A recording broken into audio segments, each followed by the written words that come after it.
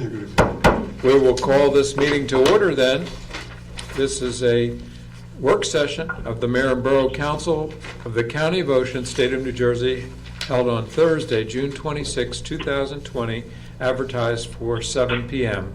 And we'll have the reading of the New Jersey Open Public Meetings Act statement. Pursuant to the provisions of the New Jersey Open Public Meetings Act, adequate notice of this meeting was properly provided by sending a copy of the notice of the meeting to the Asbury Park Press and the Star Ledger. Notice of this meeting of the governing body has been posted in the corridor of the municipal building and in the office of the municipal clerk. And roll call. Councilman Amadil. Here. Councilwoman Coleman. Here. Councilman Dr. McHugh. Present. Councilman Kraft. Here. Councilwoman LaGorrie. She heard you. Councilwoman LaGorrie, can you hear us?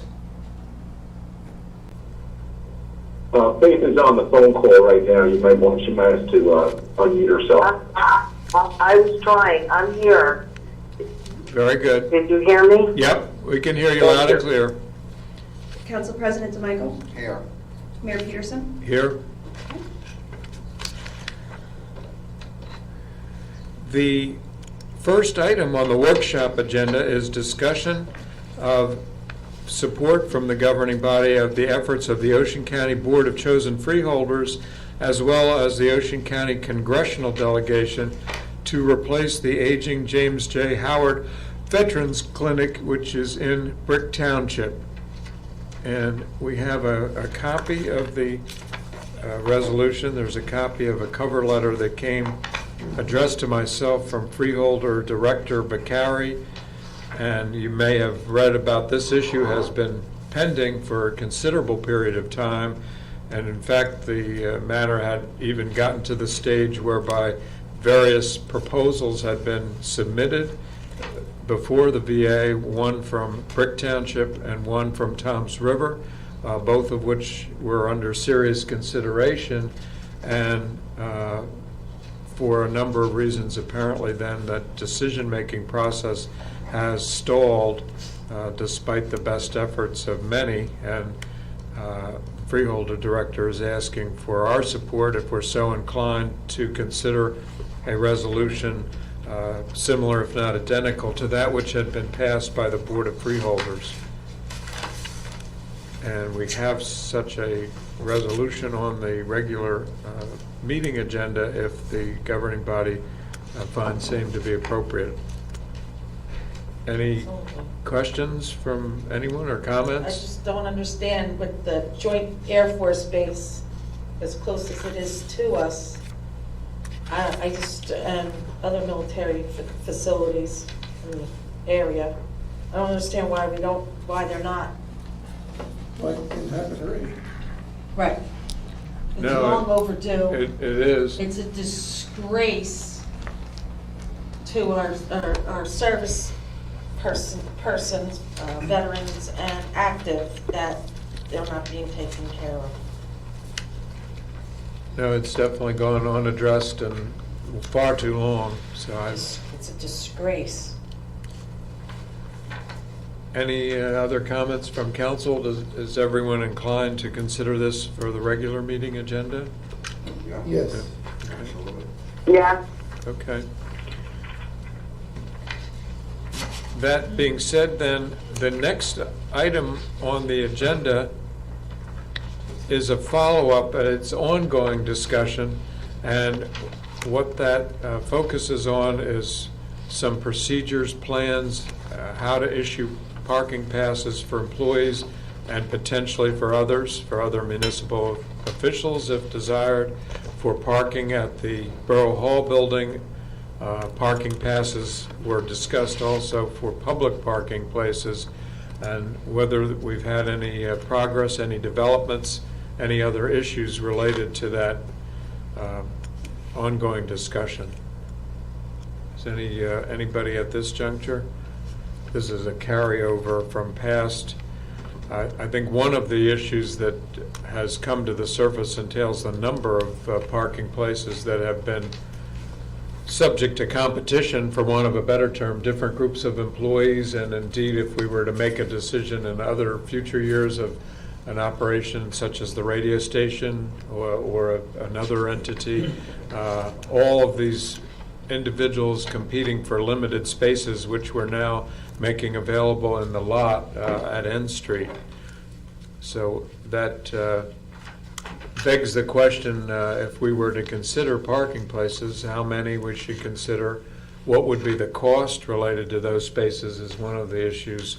If, for example, we were to decide to sell the lot, at what price, and whether or not that would be offset by the yearly detrimental impact for issuance of free parking passes. How much is that? What is the tax revenue? All those are some of the issues that had been on the table for ongoing discussion. I don't know if anybody has any other thoughts or comments at this juncture. I think what,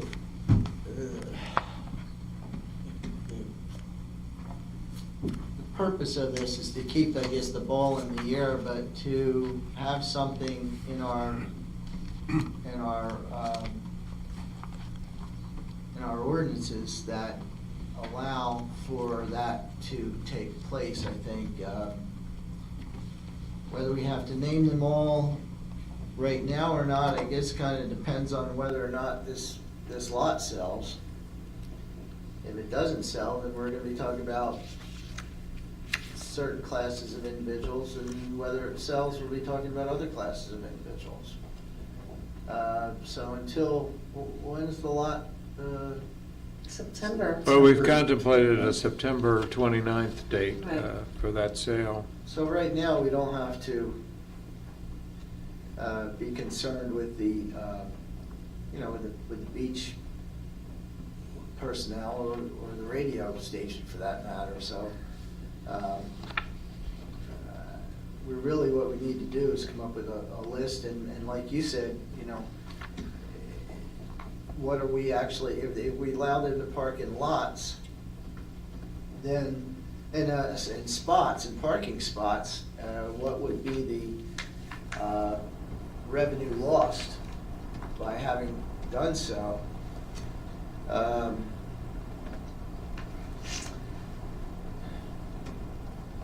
I just know that,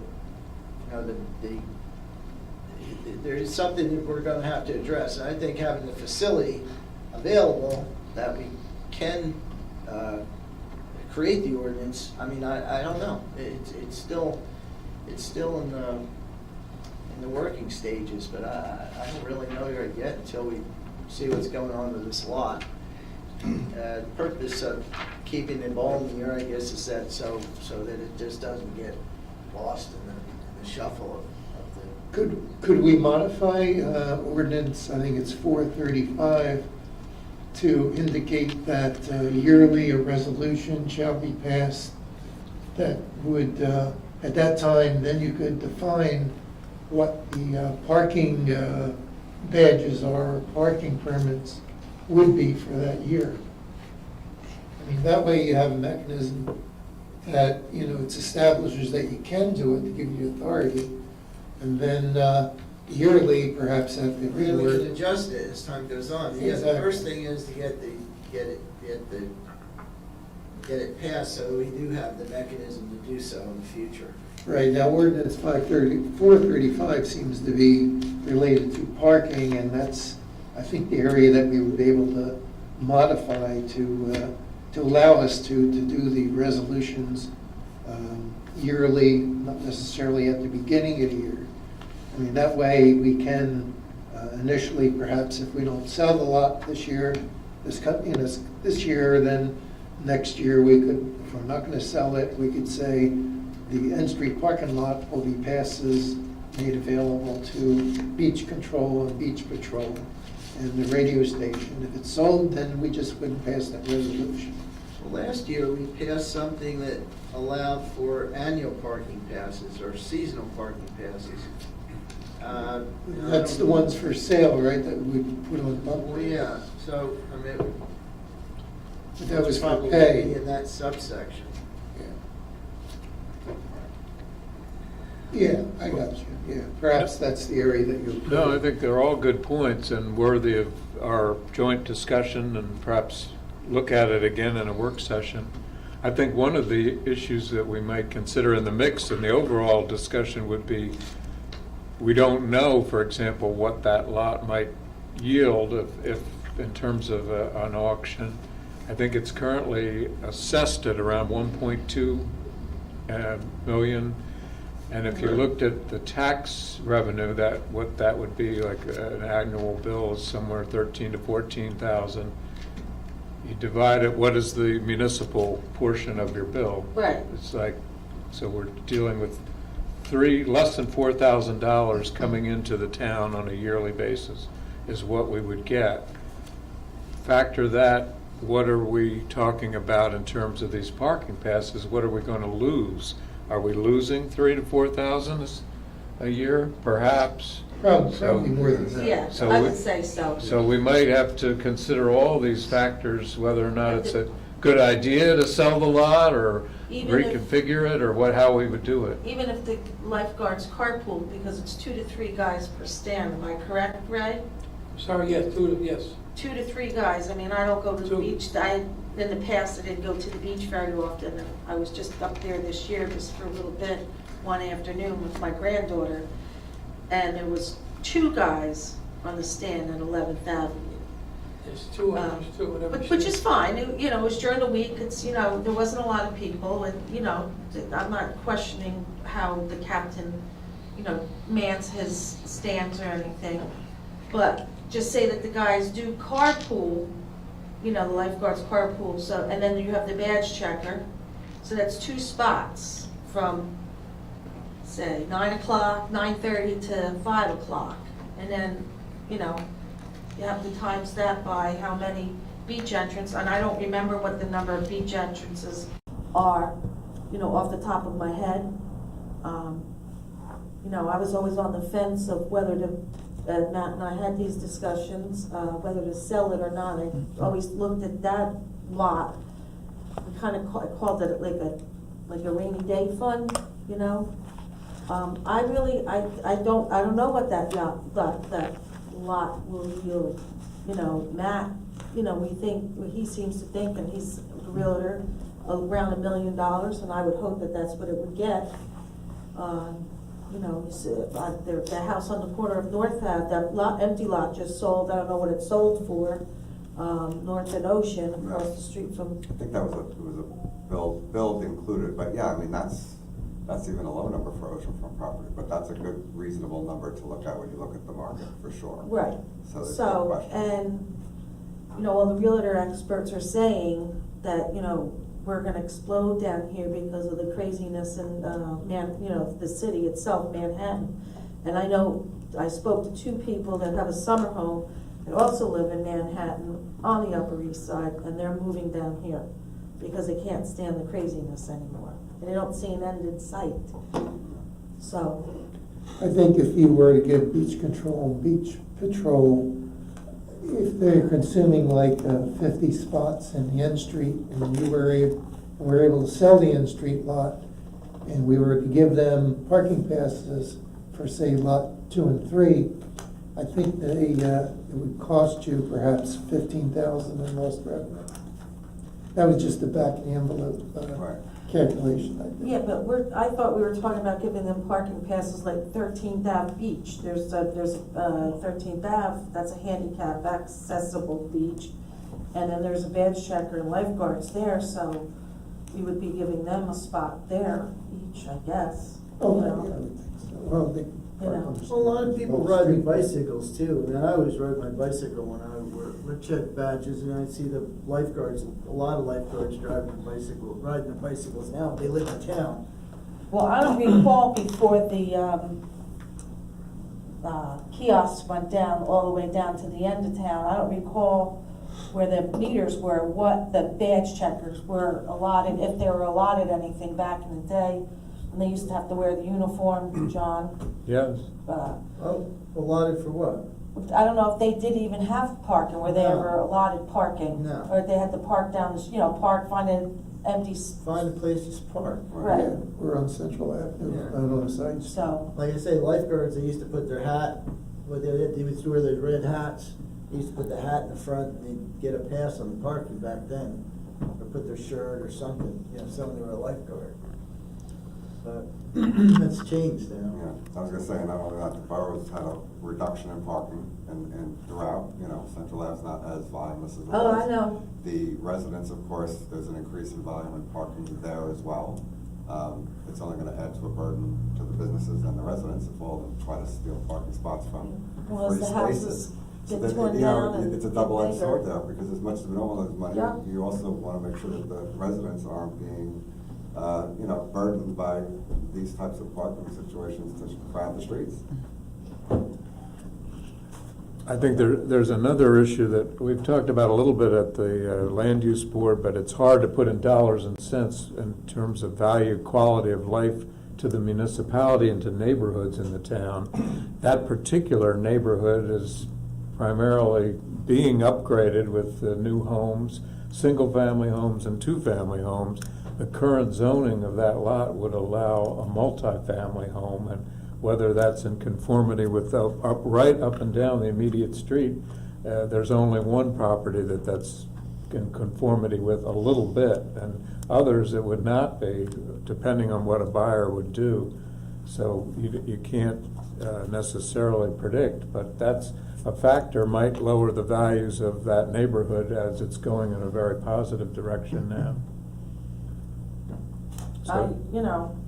What was Mancini's, He was low. estimate? Yeah, seven, something. 800? Roughly 800? It was 7 something, I thought it was, but 720. Say eight. Yeah. 735. It was a little low in my mind, but, Okay, but yeah, it's okay, no, it was, you know, about a year ago, I guess. But the mayor's absolutely correct. If you look at the few blocks over, there's the side-by-side two-family homes. For that size lot, that would probably be a builder's dream.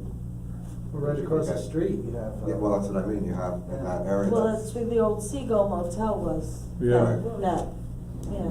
So you would more than likely see that.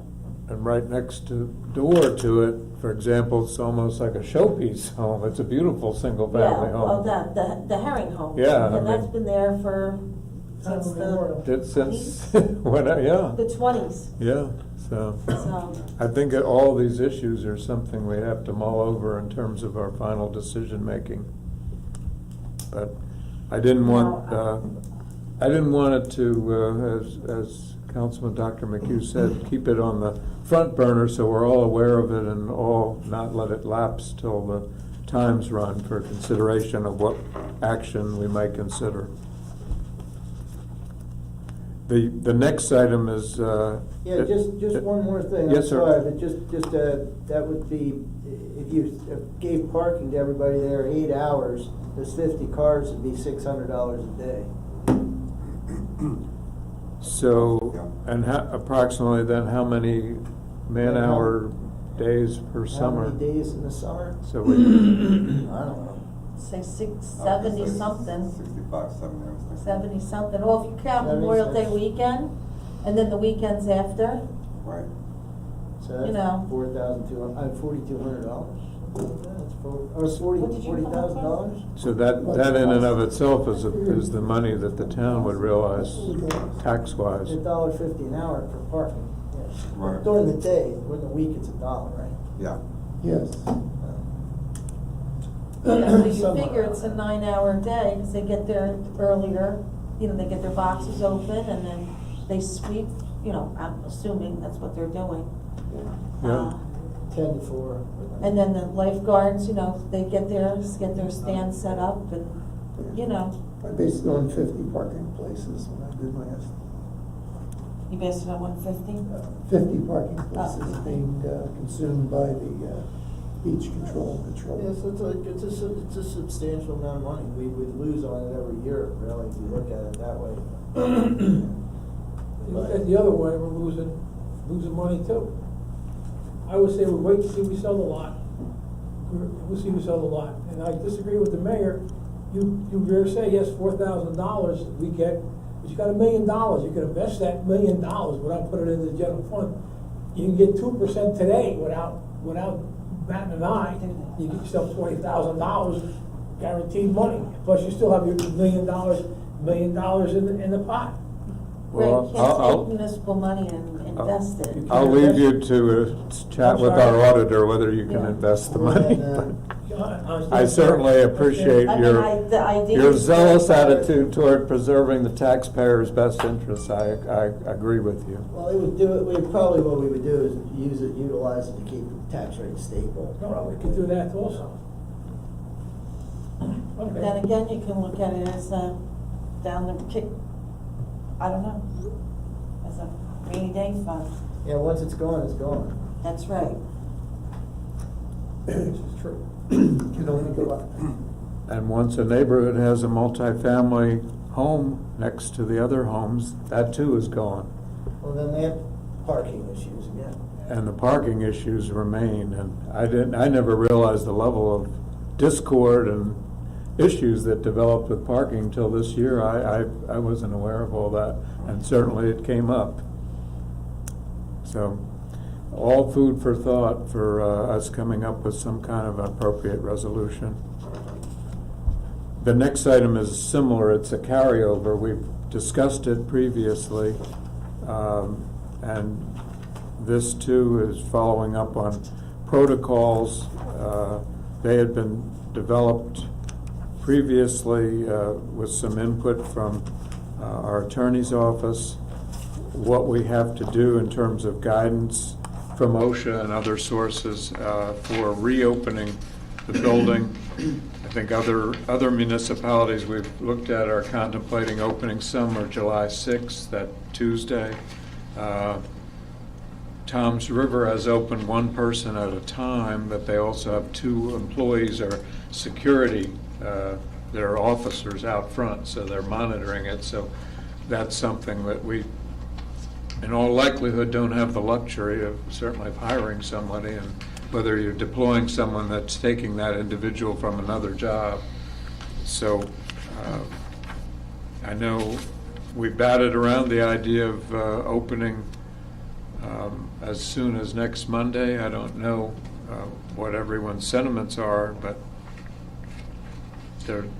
there's protocols to be looked at. There's a plan that has to be developed. I know we have to work with our Office of Emergency Management. We have to come up with something that's safe and it's compliant. So I don't know at this juncture whether it's appropriate to even consider Monday. It doesn't seem to be. It's too soon. No, I think, but it's, Well, for lack of better terms, isn't the governor going to announce more stuff after July 2nd being, he is. relaxing more of the mandates, It's, shall I say? yes, Polite words. it's these indoor mandates still are problematic, Yeah. including this very building. So it's a moot point to try to even open up the building on Monday. It's not gonna change that occupancy. No. Yeah, and that's what this building, we're under, Right. it's so- 25%, it goes to 100 or 25% or 100. 100, whichever is less. Our occupancy of this building, because we had it all looked at when the congressman was gonna have a town hall, was 110. So you put 25% of that, if you round it up, it's 28 people. So it's not many people when you take 7 on the governing body, a clerk, an attorney, a chief. Now we're down to Yeah. that few people could be here at a meeting space 6 feet apart. It's So- either July 6th or the following Monday. So that means that seems realistic at this point, but I think we've got to look at some other plans, maybe see what the other towns, and get this up and running. Maybe work with Jim's Should we- office and, Should we earmark for July 6th then, tentatively, and just, Sandra gets updates and Jim gets updates too, correct? Correct. So, And I think when we open not just Borough Hall, but as you Yeah. indicate, the code council instruction. chambers and code as well. Sandra, you mean our clerk, this Yes. person? Yeah. Since we don't have 2 Sandys anymore, she prefers Sandy. I know, and I try to remember that, and Yeah. I'm sorry, Yeah, and she okay? I prefers really Sandy. try to remember, Yeah. I try to remember that. And I do call you Sandy, but it's so burned in my head. It's not an insult. Please don't think that, okay? It's just, Thank you. it's it'll come, and just give it time, okay? It's okay. Thank you. And I apologize profusely, again. In terms of everyone's input, then we've kind of come to a consensus on this first one, when the reopening date would be with the limited capacity of July 6th. But then Yes.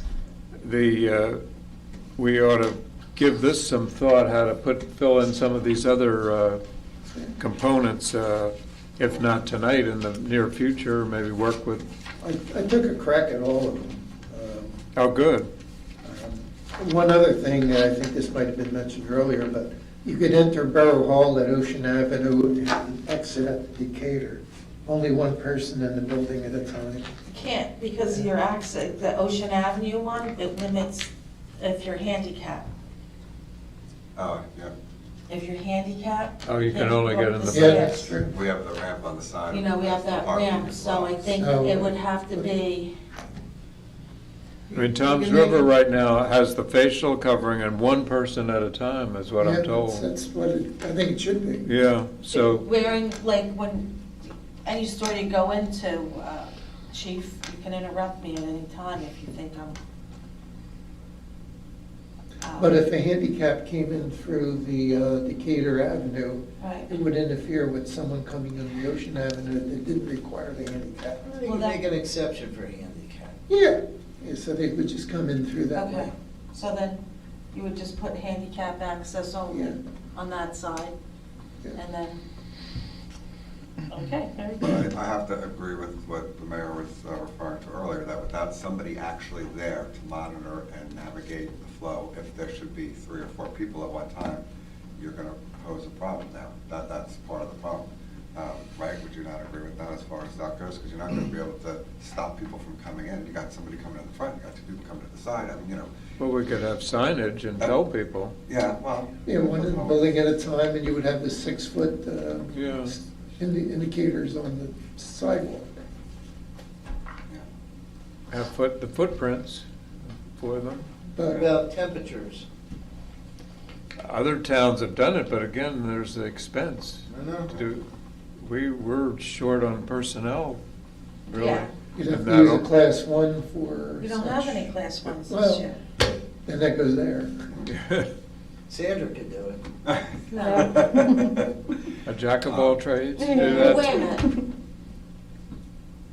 minute. Did the health department provide somebody, or is providing somebody for another town? But I don't think it's free. Or are they paying? I think you pay for it. There, it's Point Pleasant, we are not sure. There, and county freeholders naturally have they've never shut their meetings down during the whole crisis, but they've had a nurse right at the door taking temperatures and not allowing entrance to anyone. Well, they have a county health department, they have Yeah. a budget, so they probably. That's where it's can add coming that in the from. budget, Yep, but so, I if they're mean, doing it for one town, they should do it for us. I know last week we were speaking, I think Faith had indicated she was going to contact Eric just in preparation for those areas, whether it be the building department, that section of Borough Hall, if somebody had an appointment, to start to, put the plexiglass in and start to take that kind of a direction in advance so that it's not all of a sudden at the last minute. So we could probably start to move in that direction to be prepared in the event that by July 6th or whatever, it's possible. Because that's going to have to happen down at the building department and any place else that would, be bringing the public in. well, I don't think it's fair to Eric or anyone. We have to give them notice and say, Yeah. this is our date, July 6th, and Yes, I here's think- what we want. That's what I think. And I compliment Councilman Kraft, who's already done some work on it. We were walking through, you have a list, like a different Sure. component. We were making some good progress. Yeah, if we're only doing one at a time, Yeah, I think that's almost what you have to do. I mean, if we're only one at a time, then you don't really need item 6, which is social distancing. Yeah. on the floor within the building. I don't know if Tom's over, might have one per department, like there's code down the hallway, and then the clerk is in one hall. They might have, we could have one at that front Well, desk. And to one, see the clerk, you have it set up where they make Make an appointments appointment. for you. Yes. Okay, so that's the only way that they can come see you, but they just can't come up and say, I want to see the clerk. They have to make an appointment, correct? That's how I've been monitoring my office, yes. How do they see you? Where do they see you at? I've been bringing them outside, Outside? yes, outside the rear desk. So you'll continue to do that as?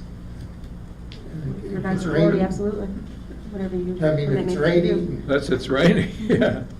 I've been going out in the rain every day, seeing people. We're not allowing anyone into my office, other than employees and animals. But I've been going out in the rain every single day. I mean, when it's raining all day long, in and out, in and out. It's really been hard for me, but I've been doing it for 3 months. Sleep, you name it. I'm living this stuff. Those temperatures, the readings, by the way, if you have a sunburn, will not accurately read. So that may be a problem. At the beach anyway. Yeah, I just went into Wawa today, and there's, they allow 50 people in that store, and as long as everybody's wearing a mask, I think that should be. Well, that's in That should here, be a front and center, requirement. yeah. And I think we have to make a readily available Hand sanitizer. sanitizer, sure. Good.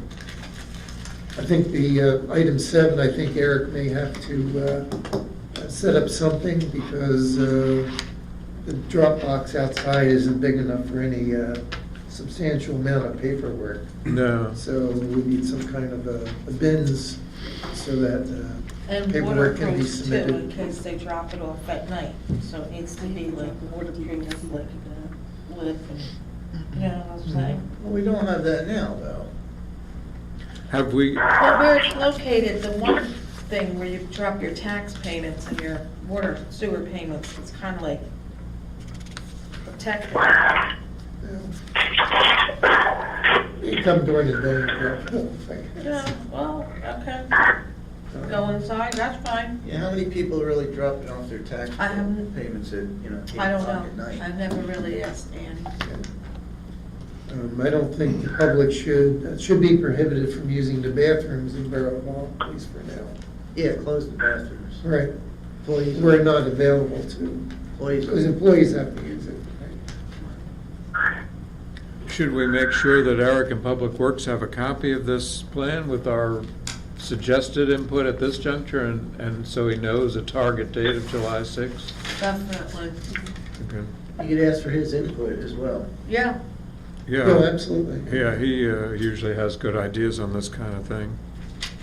And obviously, our chief is here, any input that he might have from other towns or otherwise. That's what, we'll make some calls to other towns tomorrow, and we'll get a lot of this is to Eric. So, Yeah. Obviously. And then I guess my question, and I'm sure Eric, I don't want to speak for him, but we need who's the final authority? Who will be running these ideas through? Is it The OEM, the council? OEM manager. No, I'll take, but Yeah. that's not my building, so. Yeah. Is it the clerk? Is it, this is what we're gonna do? Do you approve, or I think is it would it be- council? I think it would be the OEM manager. I think the OEM manager. Yeah. Right. That way, he's the single point for all of the COVID-related Right. issues. Which, That way, we're And the consistent court? across the whole building. Yeah. and the court? Yes. Whole town. Across everything, yep. Yeah, and we want it to be consistent too, so that's, yep, I think that makes sense. And Eric will report to you.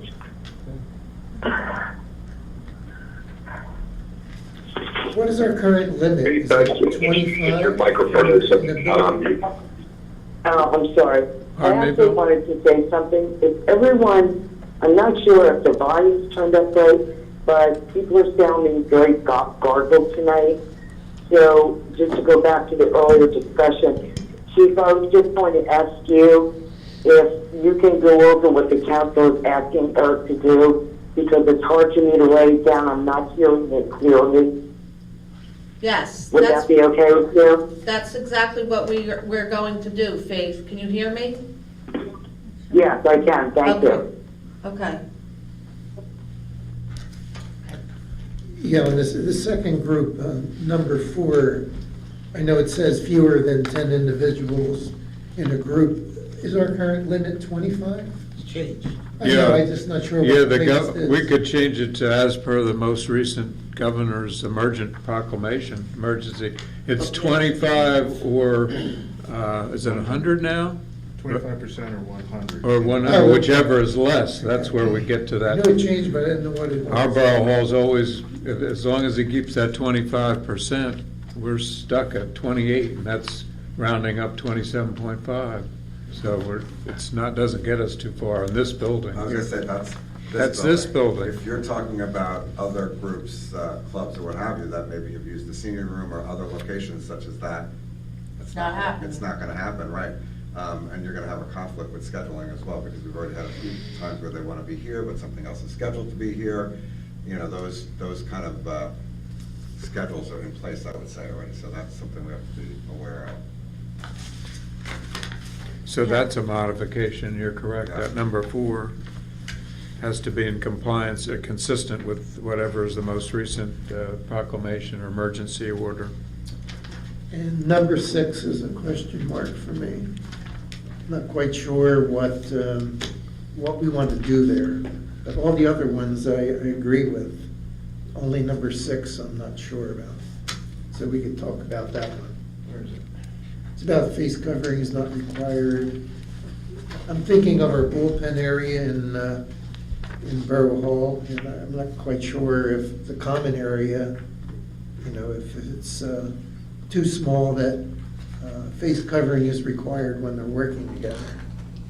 I wouldn't think so, but that's the one that is on the, right on the fence.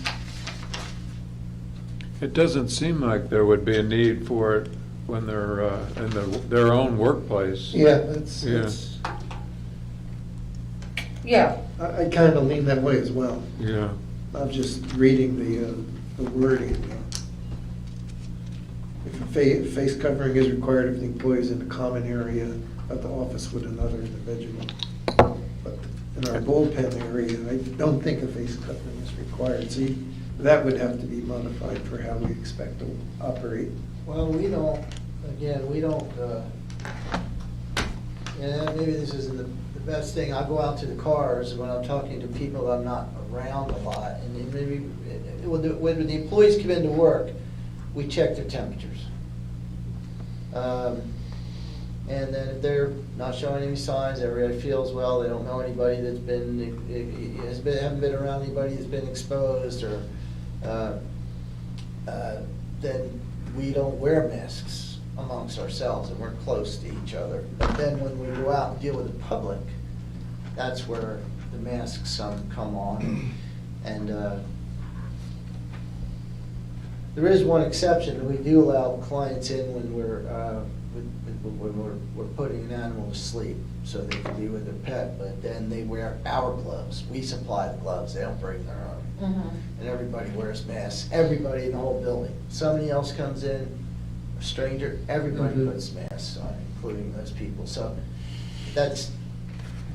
I don't think, I mean, with your coworkers, I mean, right now, we're right next to it, another. Right. Yeah, I you think know, recommended is a good enough term, but not mandatory. Yeah, Yeah. that's the right word. Yeah. That's the way to change it. It's recommended, not required. And a lot of these others are requirements from, they're really employee-related in OSHA, and Exactly, and The they gene- all seem correct to me. Gene's office had looked through them.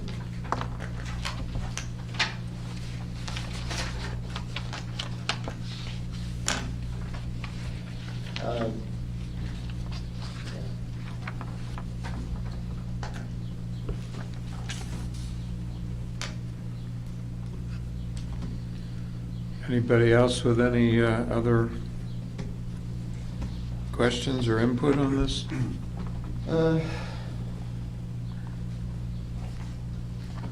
says that if someone is ill, it's in, that in here, that someone's ill, then they should go home and stay isolated and go get tested until the test, they can't return to work until the test comes back negative. Now, which number you're on, the 13. 13? Sounds like it's over 12 or 13. 12, I'm sorry. I'm listening. Sick leave or so. That they've contracted, but what if someone, what if someone becomes ill at work? So, number Or, 9. or they say, oh, I woke up, but I didn't feel well, I took my temperature, I have a fever. Number 9. That's before arriving at work. Yeah, but then how do they come back to work though? And then what? Are they required to go get a test? I think, or they go to a doctor and then the doctor would say, okay, you get a test, but I think maybe should they supply us a note to that effect? And then they stay home until the test comes back negative. If it comes back positive, of course, then they're out and everybody probably would have to close the whole building down because everybody would then have been exposed to that individual. Yeah. Right? So, it doesn't say that there, but maybe that should be addressed. And this came through, I would like to ask a question. I don't mean to interrupt everybody, but I think that people need to wear masks when they're indoors. And, you know, we're expecting that of our workers, even if they're socially distancing. My question is, because when we were doing interviews, not all of our council members were wearing masks. And I'm questioning, are we wearing masks? I'm not there because of COVID, but not that I have it, but is everyone wearing a mask that's indoors? Nope, No, and neither was the interviewee today. nope. They had them, but yeah, And did anybody take anyone's temperatures? no. No. We're not. So if those are the safety measures, shouldn't we be modeling them? Well, we don't have a. well, I only have an under the tongue Yeah, we're thermometer, not socially distancing. We were socially distancing today, pretty much, with Yeah. the person, and I don't know. I washed we my have hands when I left. a thermometer. Yeah, I'm not questioning you individually. I'm just saying, the best practices, from what I understand, are to wear a mask indoors. That's Well, been, You try wearing a mask indoor, you try doing that all day and work. It's not that easy. Faith, the HIPAA They laws. do it in hospitals. Well, that's And of course, that's I'm a not saying hospital where it's easy. sick people I, go. honestly, I don't think that it is, but I'm just saying when we're looking at what we need to do to protect our employees, to protect the public, again, the standard, as I understand it, is to wear masks indoors. well, we can have, certainly, this came through our labor attorney's office, and she tried to make this as consistent as she could with OSHA and other requirements, so we can have her relook at that, because the one, Councilman McHugh had raised a good point on number 9 already, so there's 2 issues really now for her to look at. An employee who leaves sick, what do you do? How do you handle it? Yeah. So now we have two different issues that, for consideration, input from her office, whether it's mandatory or discretionary, how do you handle it? There are some employees, my wife, she wears a mask all day. She's she's a pharmacist, she's, very conscious of all this stuff. She's all over the CDC guidelines. She wears a mask all day, but us that are out working, and it's hard to do it. I'm just telling you, it's hard to do it. Which I totally agree with Very you. I'm hot. not saying it's not hard to do. But I think you should leave that up to the discretion of the individual. If they want to wear it, then that's up to them, but I'm not going to fire somebody for not wearing a mask. If they're I inside think the with their, question, are we liable then if somebody gets COVID? And it's one of our employees and they weren't wearing a mask and spread it. I mean, it's a simple question, I guess. I would put it to Gene, but I do have some concerns about it. Well, those are two areas, I mean, we're going to make a copy of this available to Eric and to the chief, and now we're going to raise that issue with the Labor Council as well as number 9. What steps should be taken or recommended to be taken by a town if an employee becomes sick during the day and you don't really have any idea what's the nature of the illness? How do you handle it? If they're sent home, for example, and they're, I mean, you could argue almost any symptoms are consistent with COVID because COVID is such an unknown. A fever we know, but beyond that, there are so many variables. well, I mean, she does address that here, number 6. I don't know if she says, well, working alone, you don't have to wear a mask, but if an employee's in a common area of the office with another individual, then they should wear it. That's what number 6 says. Yeah.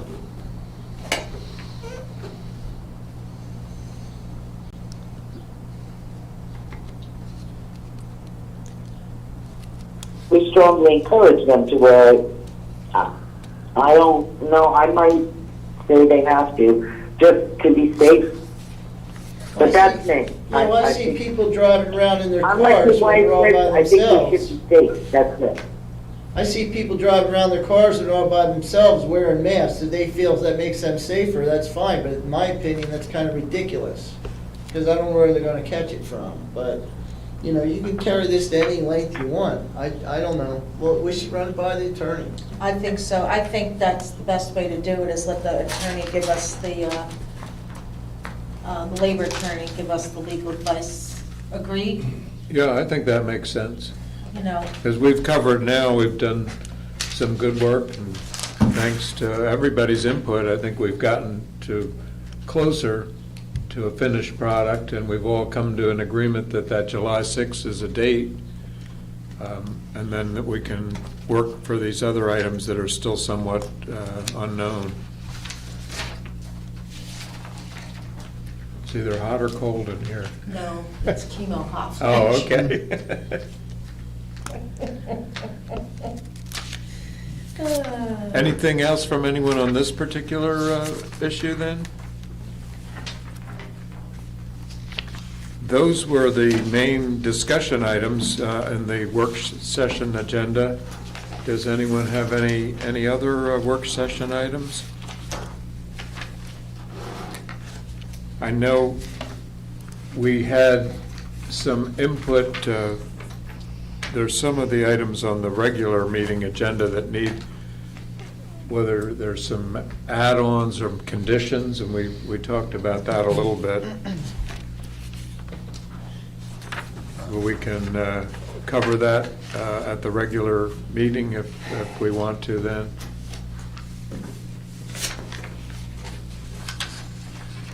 Because we still have a few minutes. I know that there was an issue that the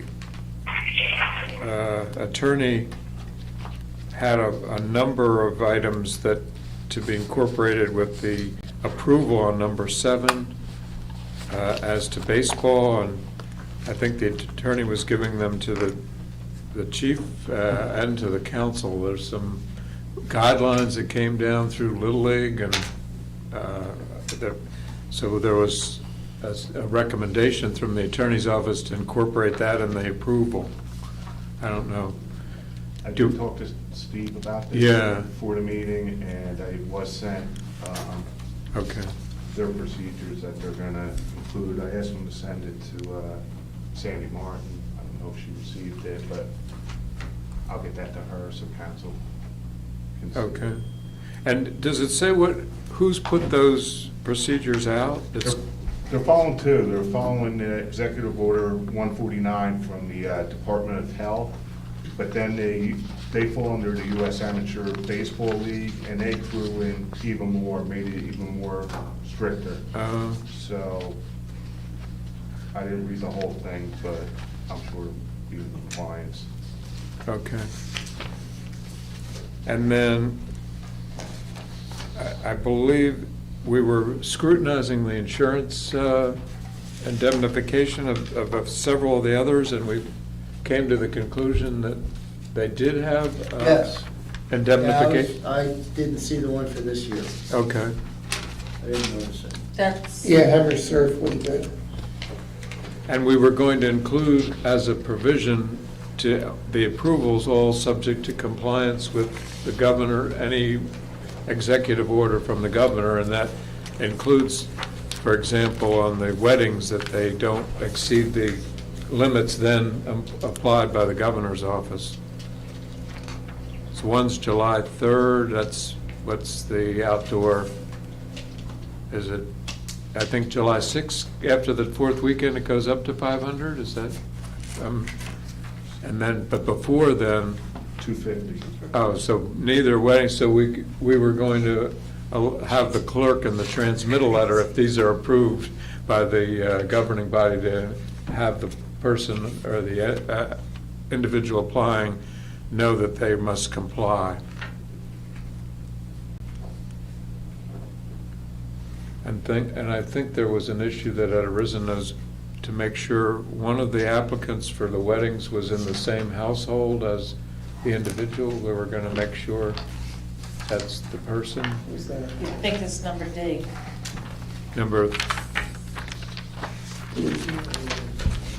Number E, was that? D. D, I think that's the one that was, okay. Once again, I spoke with Steve about that one. He just wanted us to confirm that I believe they're setting out chairs on the beach for that one. Sawmills Okay. handling that. He just wants us to confirm that they will be Social. 6 feet apart. So in that, again, that, in your letter, when that goes out to these people, Sandra, that they confirm that they're going to comply with the governor's directive on social distancing. Thank you. very good. And do we know, I don't know if Steve brought up with you the issue that about whether the same household, the applicant, whether the name matched, the same applicant lived in the household. I don't, Sandy, I don't know you on, There was a discrepancy between the person filling out the forms and the actual insured. Lorelei Colber is the person petitioning, but Andrew Pazzo is the insured. Did Steve? is that number D or E on the agenda? There's, But if D, that's, that would be D. D? Yeah, D. It's Colbert, yeah. But they have the same address. So have we gone that direction in prior applicants, as Well- long as their insurance coverage? So I'm looking at the date, it's a Friday. 115 people on the beach on the Friday before 4th of July, 6 feet apart, is quite large. 6 to 7 p.m. It's a holiday weekend, I mean, I get it, but I'm just saying, it's a lot of people to put in chairs 6 feet apart on a Friday going into Yeah. 4th of July weekend. I just don't see that being practical. That's my opinion, I mean, not that I would not want that, but any thought on that? We thought the same thing. I mean, you know, it's not You can 20 do that. people coming up there for a half hour and doing a nice little ceremony, that's a large amount of people.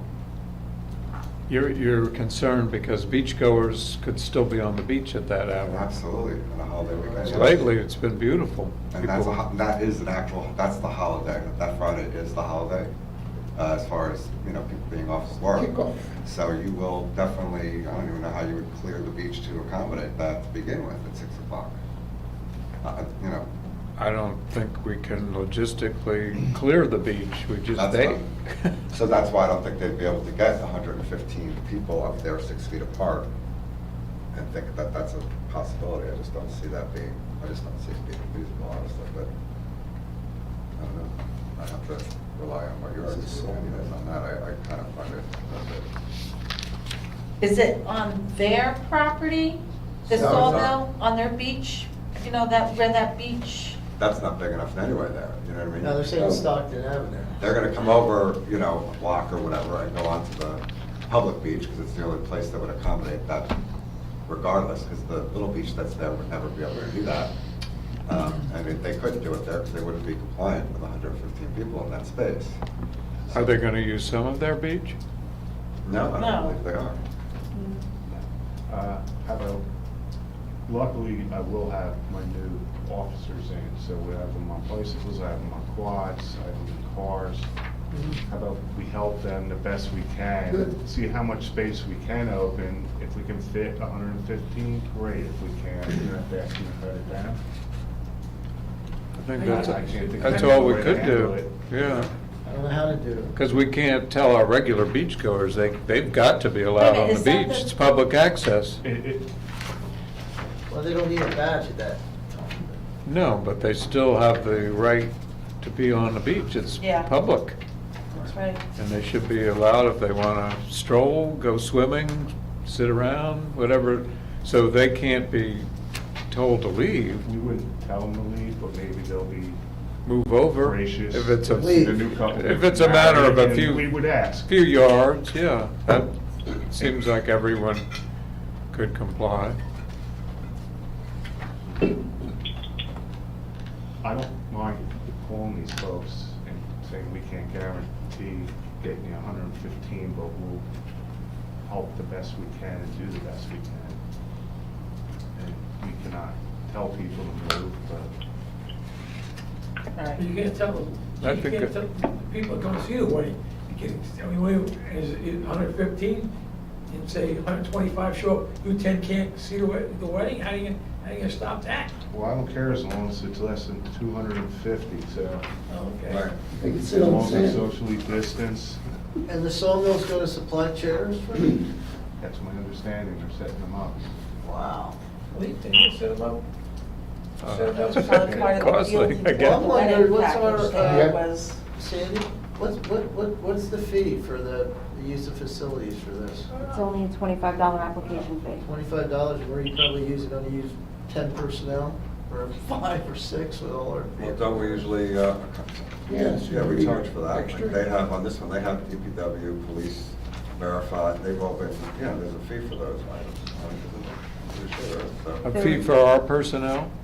If for using DPW, yeah, there's fees There is, attached to but that's those. not, there is in that ordinance that could be checked off, like for extension cords, cleanup, pre-setup, things of that nature, but that wasn't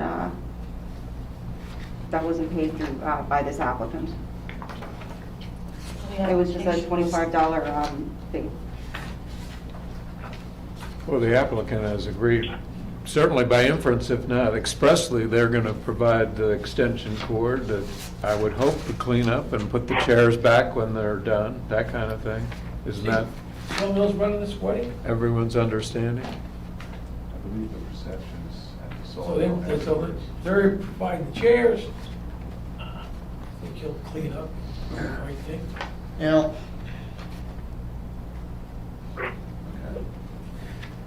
well, And the other one, a week later, is only 60, and there's no chairs or anything included, so it's like half the people. in chairs. The additional, the one that's coming the following week. Right. Is 60 people, they're not requesting chairs. It's gonna be a short ceremony, so it's a little bit different. So, any other discussion of this item? Or any of the other items of, yeah, there's one with the surfing. He used to pay us, he used to pay us per day. Like the beach person is doing, 25 dates since $25.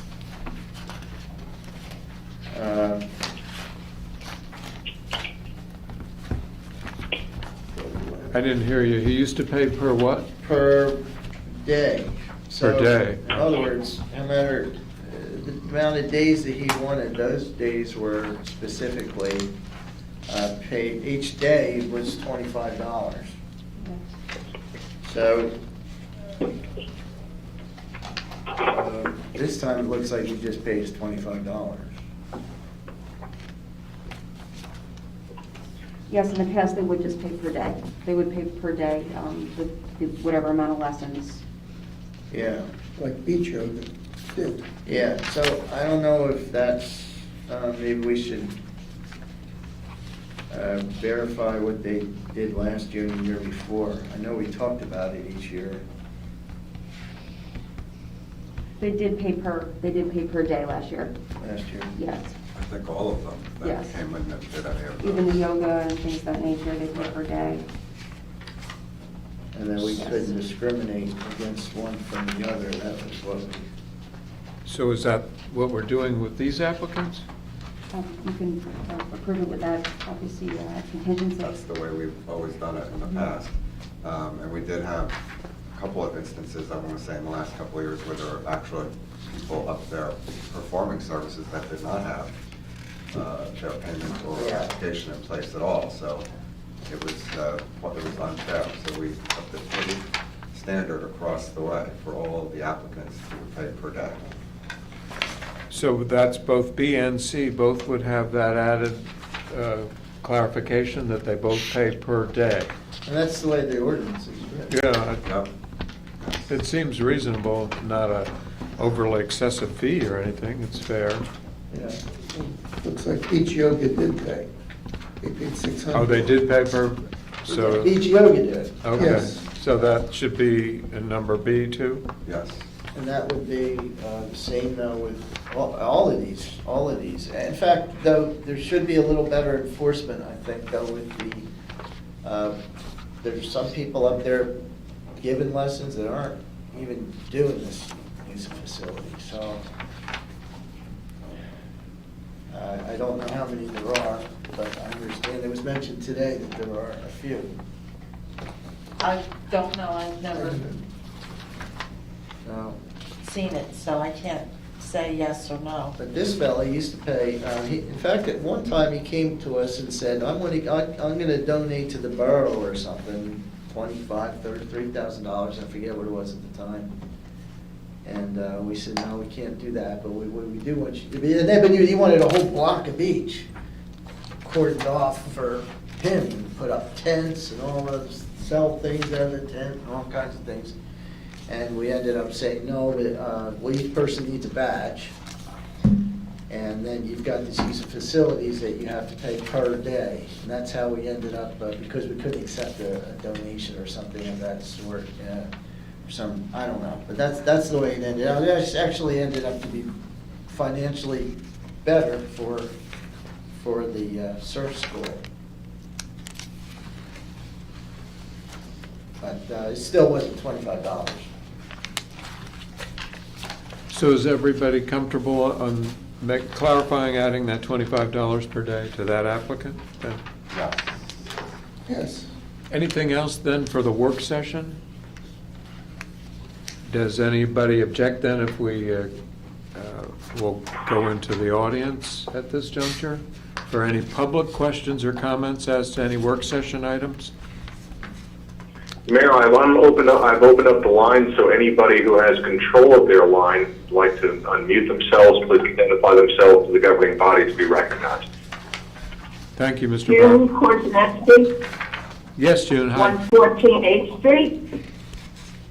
I am very frustrated because sitting here at my computer, I can't always hear clearly what you're saying, but I can hear you rattling your papers.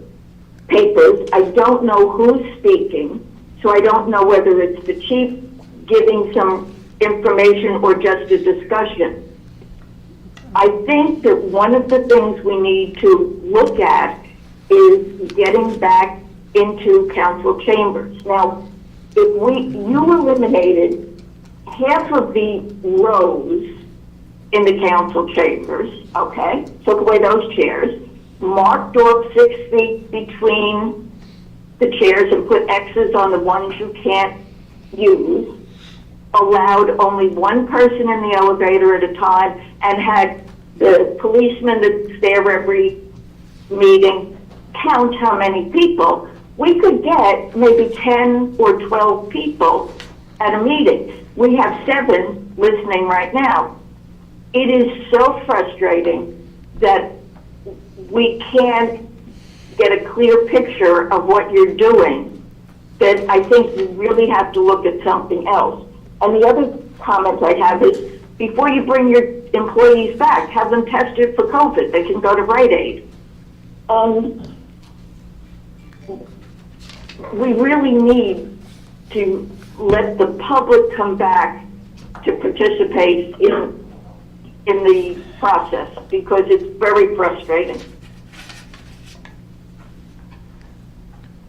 Thank you, June. And I know in follow-up on one of the suggestions, we had spoken about the limits to the building as per the governor's order, and it's 27.5 is the allowed in this room, so we would have the potentially up to 7 governing body members, a clerk, an attorney, that's 8, 9, a chief of police, that's 10. So we would be authorized then to have an additional 17 and a half, or even rounded up 18 people could be allowed to be in the building, subject to social distancing. Chief, sir, hopefully we'll have a borough administrator. So that's another person that has to come to the meeting. We may. I can't hear what you're saying. Councilman Amabile said something to the effect that we may have a borough administrator would be another person, and if there is such a person, that would be 17 members of the public. So you're correct in your assessment in many situations that if there's just 10 or 13 that you're seeing listening in, Right. that would meet those. I am sure that the people who would want to attend the meeting would be willing to wear face masks. I have been in my doctor's offices in the past couple of days, everybody wore masks. I have been in B&B and all the employees had masks, and so did everybody in there. And I've been to an outdoor luncheon, and everybody was very willing to wear masks, except when they were eating, of course. So I really think this is something you have to discuss and get done soon, because it's not helping your status with the public when we can't fully participate. Mayor, it's John Barrett. Just to make a point, I have the YouTube stream actually working with audio. So if the caller wants to turn over to the YouTube channel, it actually picks up the audio from everybody's mic, and there's a visual camera working as well. Just wanted to make that note for you, Mayor. I tried it and I couldn't get it before, so I went to my computer. Thank you, Mr. Barrett, and I should mention the 2 different avenues that are available. I think when we discussed previously opening up of the Borough Hall, we talked about this building as well, coming up with a plan. From what I'm advised legally, we would also have to post on the door a notice, and again, whether we're doing the honor system, whether we're the monitor, somebody's got to be the monitor, and the door has to be locked if we come, what our limit would be, whether it's the 27 or 28 people. And the notice on the door then has to say, if any member of the public comes in, they are allowed and may participate immediately by the go-to-meeting, by the same methods that are used now, to make sure it's an adequately advertised public meeting.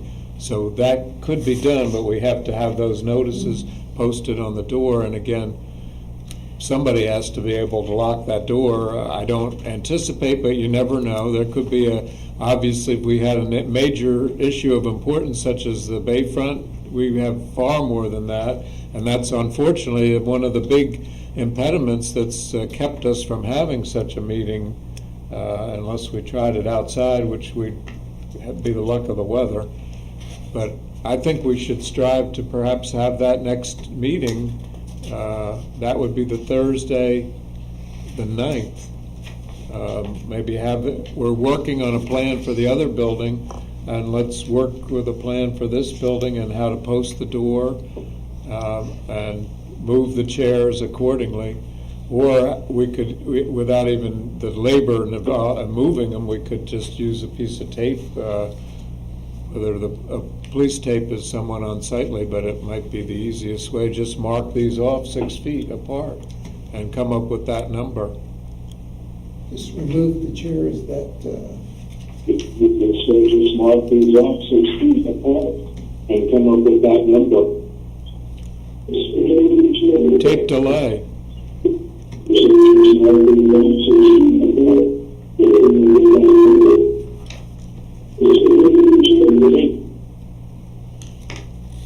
What is that? And the other comment that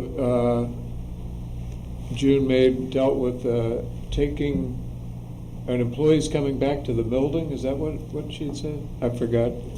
yeah, she's saying that the employee should be tested for COVID before they come back to the building, although they've been back. They've been back, yeah. I don't know that I was clear to her. I hope she's listening. They've been in the building all along. It's just the building that hasn't been open, and they've been on staggered shifts and working with social distancing. So, and that's true of all the departments. And if anybody tests negative today, it doesn't mean they're not gonna test positive tomorrow. That's right. Very true, Doctor, very true. So can we then look, obviously we have our attorney on assisting with the notice requirement, and it's going to still necessitate utilization of the platforms just to be available for the public, but we'll work with our chief trying to have both buildings then open. This building then by the July 9th date for that meeting. Yeah, I think the public should be aware too. This has been very frustrating for us as council members as well. Don't you all agree? I agree. Yes. Absolutely. It's been tough for us all, so it is more comfortable, I guess, being back here in the chambers, but I think so, anyway, for me it is. It was No. very difficult. It, We were all calling in, very difficult. Yeah, this Virtually is not easy difficult. for any of us. Right. well, it prevents the free and open dialogue and exchange of ideas among ourselves, among the public and us, and how we can get questions answered immediately, and all of that has been greatly prohibited or impeded, not totally prohibited, but and I know we've all been. Mayor, I would like, Yes. I would like to just add that if we're going to open up that building, we need to have a plan to socially distance council members too. So we may need to use the table down at the bottom of the dais. We may, yeah, that's one of the items to be considered, absolutely. Well, that's how we've been holding our interviews and. Yeah, everybody's been socially distant in the interview process. We've had the open meetings, or not open, I mean, public utilizing this building. And we did have a meeting one day about the coronavirus, and there were a few of us here, but we were all conscious of it. A lot of us wore masks. Some, I think all of us did actually at the time, and that was a month or so ago. But we were all scattered all over the room, and it worked.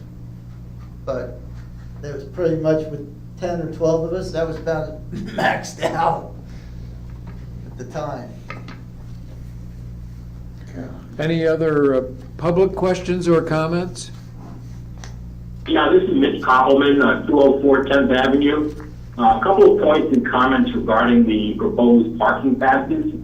Number one, I certainly agree with Councilman McHugh's comment that I think it's appropriate, as I said 2 meetings ago, that the council address any ordinance change that may be necessary to allow the council to consider parking passes sooner rather than later, because it'll come up and bite you in the butt when you need it and you don't have the ordinance in place. The second point I want to raise is I really don't think you guys are assessing the parking revenue losses correctly. You've all done calculations on what the cost of up to 50 parking passes would be on revenue, but the reality is the revenue loss only occurs if the parking spots are completely occupied by paid people. If there are open spots and no revenue coming in, then granting that to parking passes accounts for no revenue difference. And if I recall correctly, the analyses that have been made over the years on the number of days where all the parking spots are occupied are extremely few. Not zero, but they're extremely few. So you really need to take a look a little differently about this calculation of lost revenue versus value, and it should not come into question as to whether or not you sell the lot on N Street. They're two separate issues completely. Thank you. Any, Well, these are just, When I- these are just calculations right here, right on the corner of a piece of paper. Yeah, when I did my Yeah. calculation, I based it on only 4 days of parking and 3 days that there wouldn't be a problem, so. Yeah, As- and it depends whether it's on the weekend, on the week. There really hasn't been a thorough analysis of these numbers at all. We're just throwing out some, ideas right now, that's all, Mitch. Hey, Mr. Mayor. can I ask and a we question? also have to take into account the prime plight parking spots are used regularly versus those at some ends of the town are rarely used, Yeah, so. I think that would have been a worst-case scenario. Can I Yes, mention the Mr. last- Amador? The last, we decided we just did, if we open this building to, which we should, I believe, to the people, it's gonna be a first come, first served basis, right? Has to be. It In would other words, be. if more than 7 people come, 10 people come, 3 are gonna be disappointed, say, you can't get in. So it's a first come, first served. They are basis. indeed. That's why I just referenced. I thought the inference was clear, but if not, maybe the public didn't understand it. It was. That door is going to be locked when we reach the limit. It is. That's what any The sign town, goes up, it says. sign goes up, whoever's here is in. Can't be- No holding spots, no reservations. Okay, can I- This group is here, we're counting them, and Can I we play hit devil's that advocate? number. Can I play devil's advocate, Mr. Mayor? What if there's 7, say we allow 8 people, and 5 people come in the door at the same time? Which ones you're gonna say, you stay and you 4 go home? There's a lot of you could play devil's advocate. That's why I brought it up many times this evening. Other towns are employing extra personnel. Do we want that on our tax rate, or do we not? But the issue is, we have made a commitment now to open it. Do we want to hire someone else, or can we try to manage it ourselves? We could try to manage it ourselves, absolutely. Well, the chief has been kind enough in the past to have an officer here assigned, so perhaps that would alleviate some of the concerns. We don't have our class ones, we're afraid. I'll have class twos. But we would have a class two, so that would be an extra benefit, that somebody to monitor that situation. So I think you're right to raise the concern, so, but that officer may be able to handle it. Thank you, Mr. Mayor. Anyone else? No, Mayor. Any other public questions or comments? If not, I would... Mayor Paul Bonner. Yes, hi, Paul. Mayor, can you hear me? Yes, I can. How you doing? Good, thank you.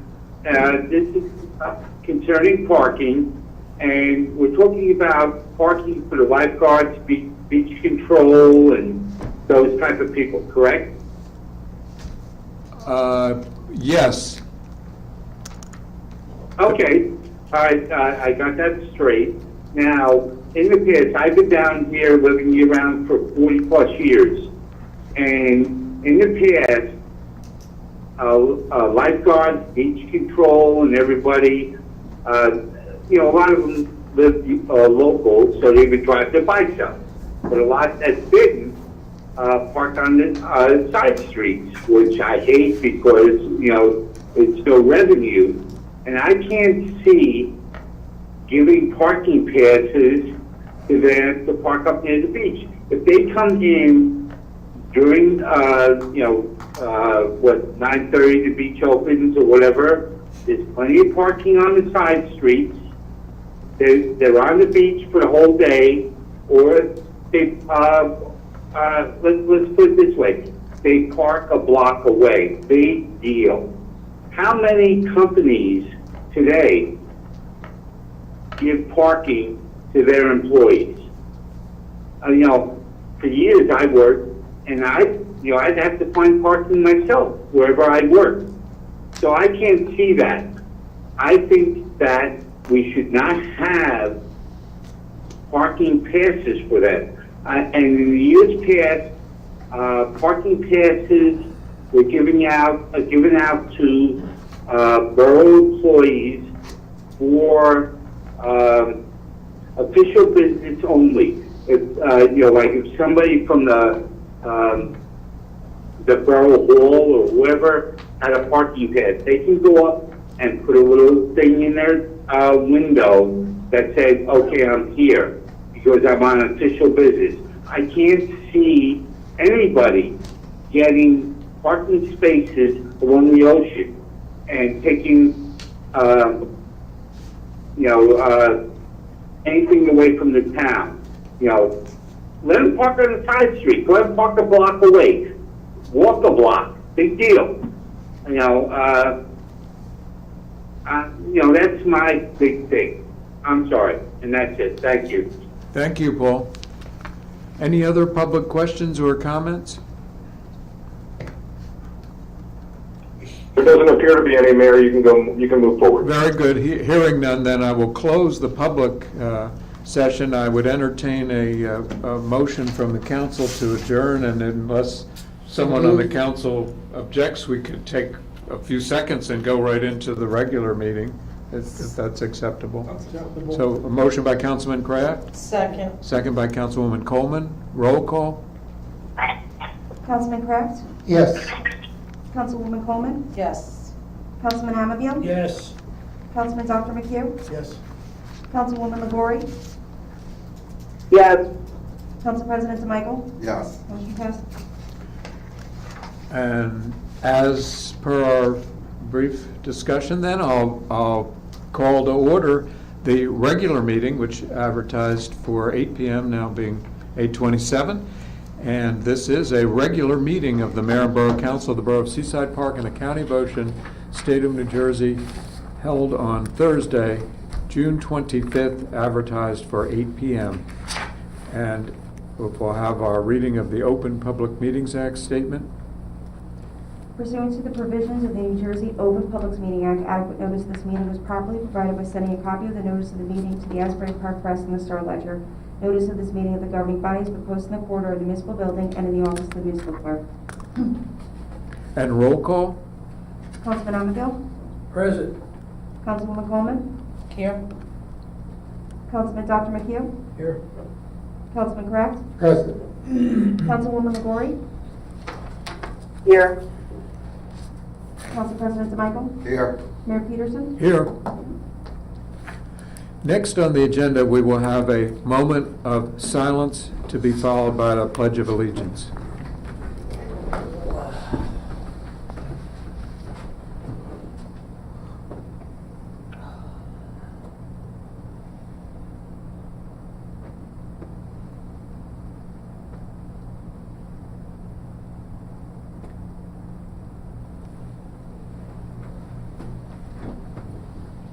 I pledge allegiance to the flag of the United States of America and to the republic for which it stands, one nation, under God, indivisible, with liberty and justice for all.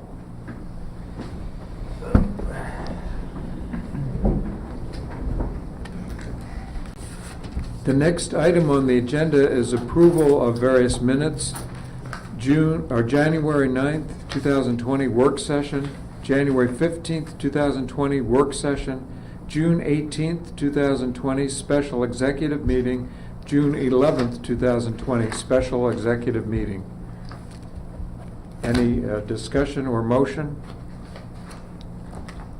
I'll make the motion to accept that. Motion by Councilman DeMichael, Second. second by Councilman Dr. McHugh. Roll call. Council President DeMichael? Yes.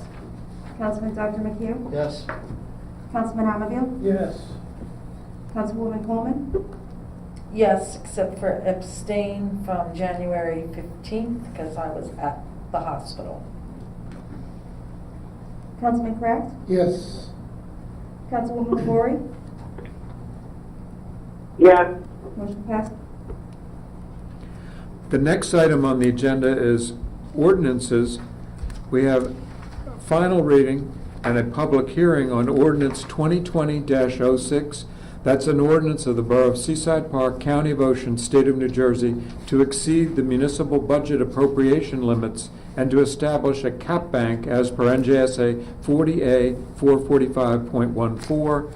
And this is part of best practices which the state allows for a town to utilize up to 3.5% of last year's budget while approving this budget, this calendar year's budget, but it's not necessarily to be utilized, but it banks that money for potential utilization in future years' potential use.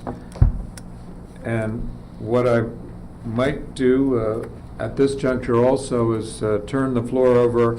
I believe we have our CFO participating as well, Mr. Barrett, and perhaps he can give some additional explanation better than I would and above and beyond that which I've put on the record. Mr. Barrett? Yes, thank you, Mayor. I think you've hit it on the head, but I'll reiterate most of what you said. This is a best practice for municipalities because of the unforeseen increases in commodities or other type of fuels or things from year to year, including insurance costs and also pension obligations. The best practices as far as the ordinance goes allows us to utilize part of that appropriation calculation in this year's budget. But more importantly, the numbers that we don't use are basically stored in what they call an appropriation cap bank to be used in future years. We've had that in the past in different municipalities where you might see a spike in fuel charges year over year that were above the 2.5 to 3.5%. So this has been something that's been done by the municipality, done across the state and other municipalities, and I guess this is the second reading and public hearing, so I'll be happy to answer any questions that the public has at that point. That's all I have, Mayor. Thank you, Mr. Barrett. Anyone on the council have any questions or comments?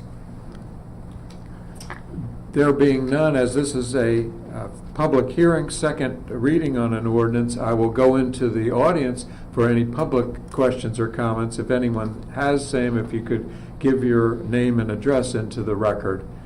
And I'll ask for Mr. Barrett's assistance to open this up for public comment. Yes, Mayor, all lines are open. We only have a few guests with us tonight outside the governing body, so they have control of their phones at this point. And as such, any public questions or comments? Hearing none, I would entertain closing then the public comment period, and I would entertain a motion from the council related to the second final reading. I'll make that motion, Mayor. Motion by Councilman DeMichael. Second. Seconded by Councilwoman Coleman. Roll call. Council What President is- DeMichael? No, I just said sorry, Bill, because I overspoke. Council President DeMichael? Yes. Councilwoman Coleman? Yes. Councilman Abigail? Yes. Councilman Dr. McHugh? Yes. Councilman Kraft? Yes. Councilwoman LaBorre? Yes. Motion approved. Thank you. The next item is introduction and first reading. It's an ordinance number 2020-07, an ordinance of the Borough of Seaside Park, County of Ocean, State of New Jersey, amending and supplementing Article 3, Water and Sewer Rates, Chapter 450, Section 14, prorated fees of the Code of the Borough of Seaside Park entitled Water and Sewer. Any questions or comments from council? You can. It's a, Well, we can, I'm not, it's a It's- discussion, right? it Introduction. doesn't have to be, it's an introduction only. Yeah. This is what we talked about last week at the work session about the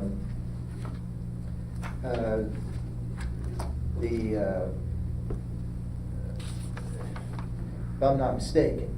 It's about the forgiveness, the one-time forgiveness of fees if someone, there's a pipe breaks or something unfortunate happens, but it's for accidents. It's not for running your, watering your flowers too much. It's for things that would happen that are unforeseen and not preventable.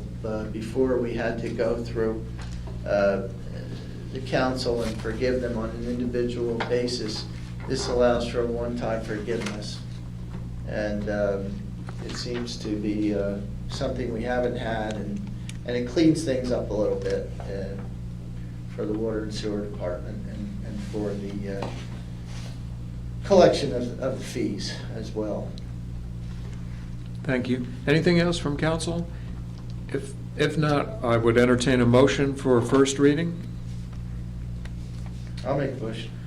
Second. Motion by Councilman Dr. McHugh, second by Councilwoman Coleman. Roll call. Councilman Dr. McHugh? Yes.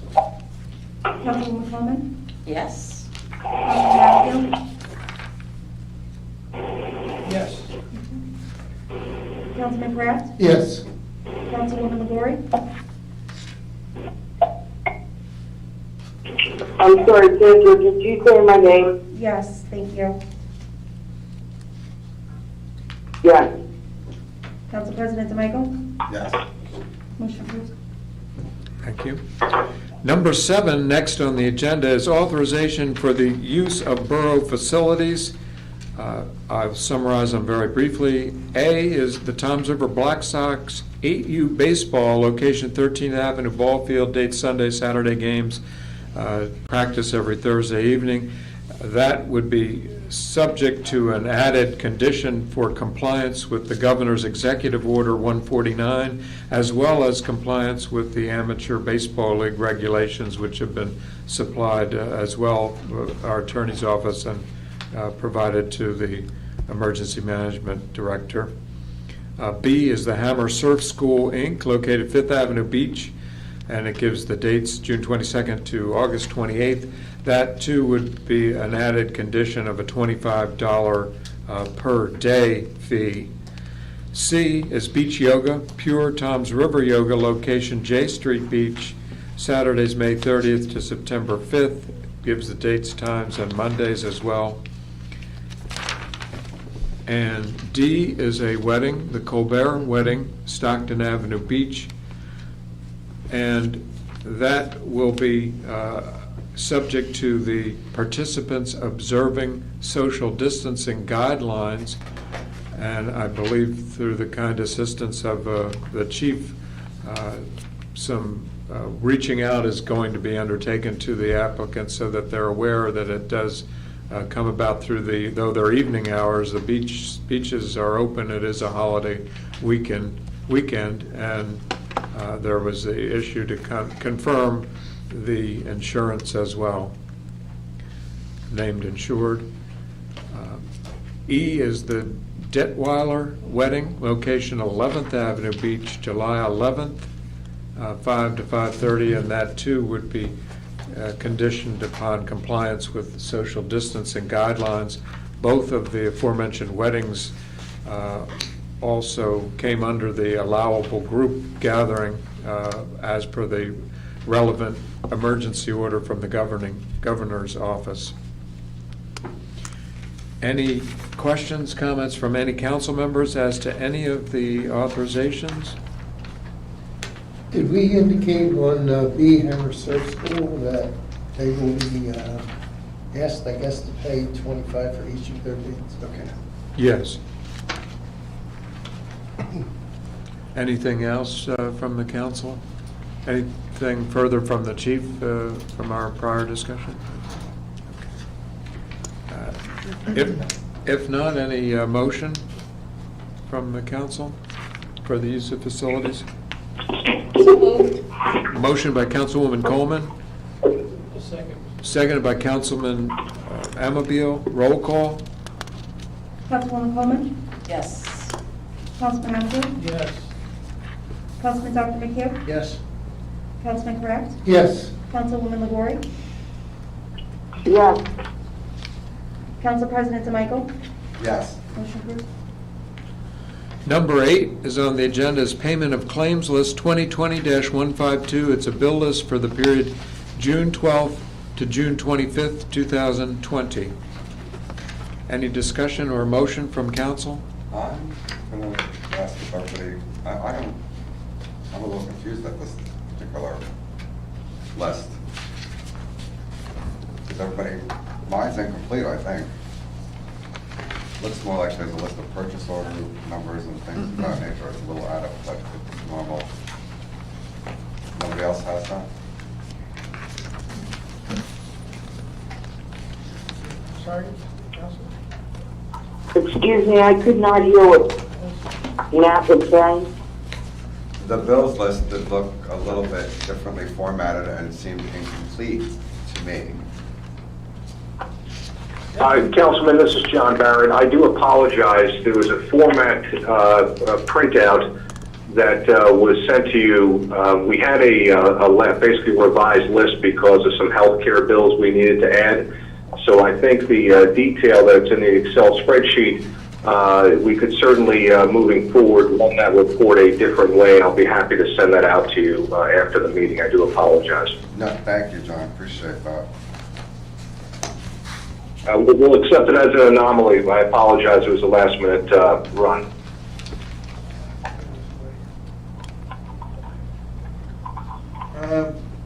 I was going to ask a couple of, page 2 on June 23rd list, there's Ocean County Power Sports. Is that the thing we talked, the ATV we talked about previously?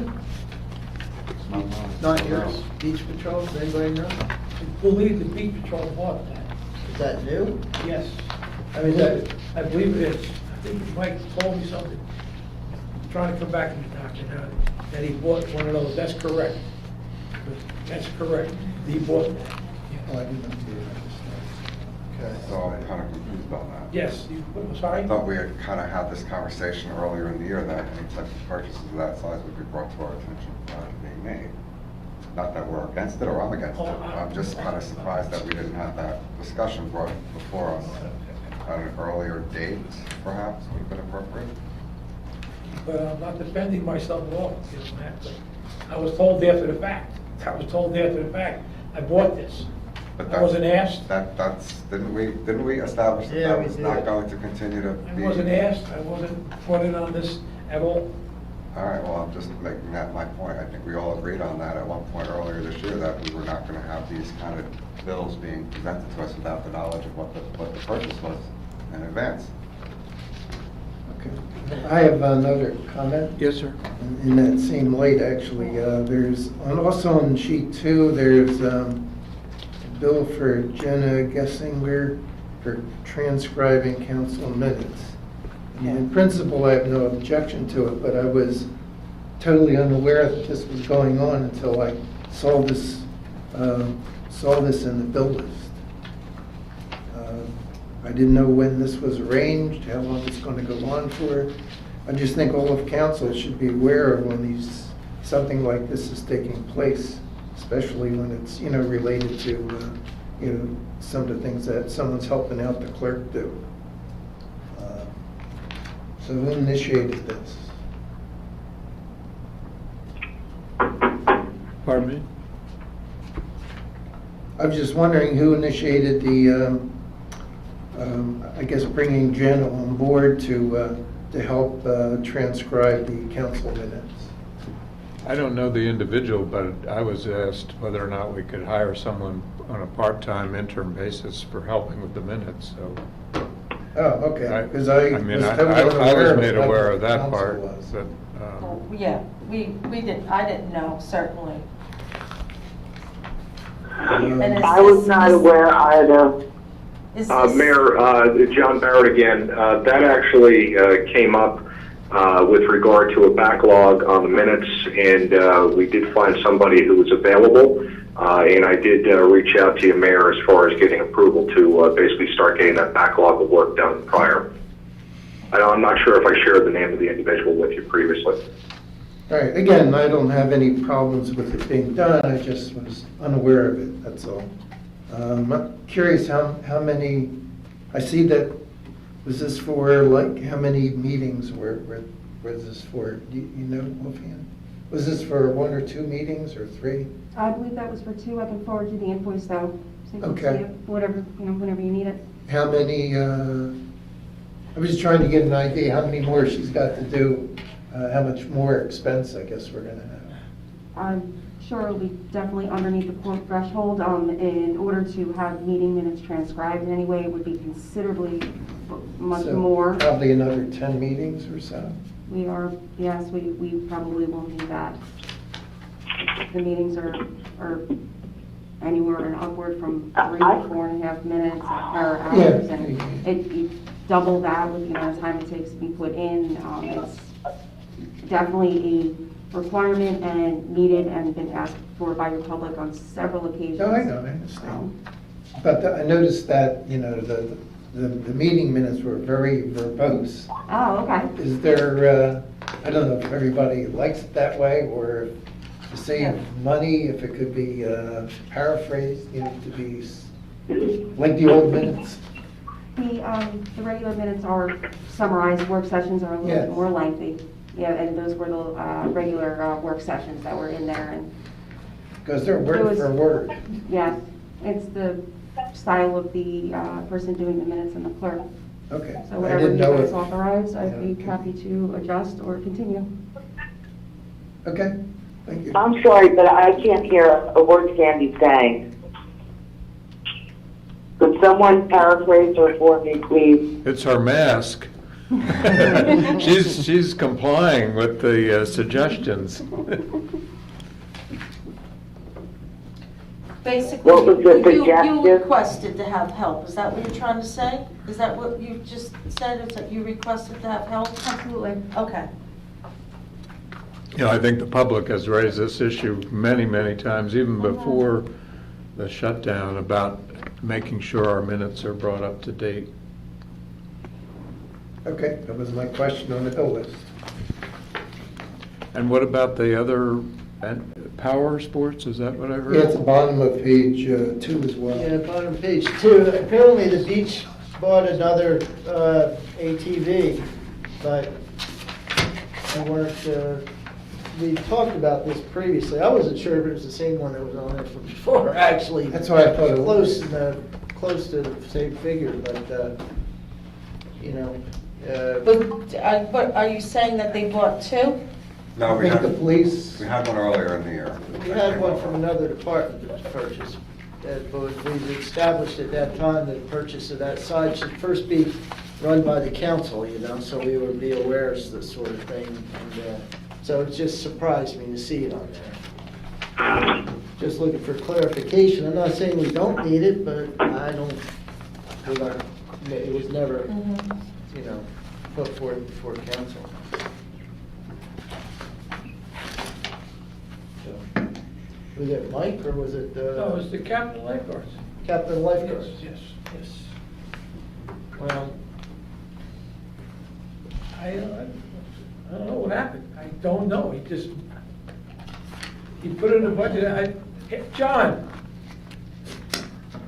Yes, Councilman. While I don't normally try to recall specific details without my notes in front of me, and certainly I'm not on site, my recollection of the reason why there was a purchase, which I believe was already run by you as the liaison, was that there was a breakdown of one of the existing vehicles, which obviously posed a threat to the, as far as the life-saving and rescue apparatus for the beach utility. So I was not aware when we approved and certified the funds to this purchase that there was some prohibition. I believe, and certainly our lifeguard captain could certainly attest to it later on through inquiry, but from my recollection, there was some massive failure that prohibited the vehicle from getting fixed and required us to get a new one. That's my recollection of what happened with regard to that specific purchase. Thank you. Any other questions or comments on the bill list? No, Mayor. If not, do we have a motion? So moved. Second. Motion by Councilman Kraft, second by Councilwoman Coleman. Roll call? Councilman Kraft? Yes. Councilwoman Coleman? Yes. Councilman Amadeo? Yes. Councilman Dr. McHugh? Yes. Councilwoman LaGorrie? Yes. Council President DeMichael? Yes. Motion approved. The next item on the agenda is a resolution list, number 9. I'll read and summarize them. 2020-153 is a resolution supporting the efforts of the Ocean County Board of Chosen Freeholders and congressional delegation to replace the aging James J. Howard Veterans Clinic in Brick Township. 2020-154 is authorizing the designated miscellaneous refund marina slip number 31. 2020-155 is authorizing Joseph Toth additional Recreation Department duties. 2020-156 authorizing the tax collector to prepare and mail estimated tax bills in accordance with Public Law 1994 C-72. 2020-157 is approving an amendment to the Borough of Seaside Park's Model Personnel Policies and Procedures. 2020-158 is appointing Class 1 and Class 2 Special Law Enforcement Officers for the calendar year 2020. 2020-159 is appointing seasonal employees for the Department of Beach Patrol. 2020-160 is authorizing Remington and Vernick engineers to provide construction management services for the rehabilitation of the J Street Well House. Are there any questions, comments from any council members on any of the resolutions? I do not. Hearing none, I will open this up to the public for any questions or comments about any of the resolutions appearing on this evening's agenda. And Mr. Barrett, if Mayor, the lines are open for you, Mayor. Thank you. And if anyone has a public question or comment, if they could give their name and address into the record.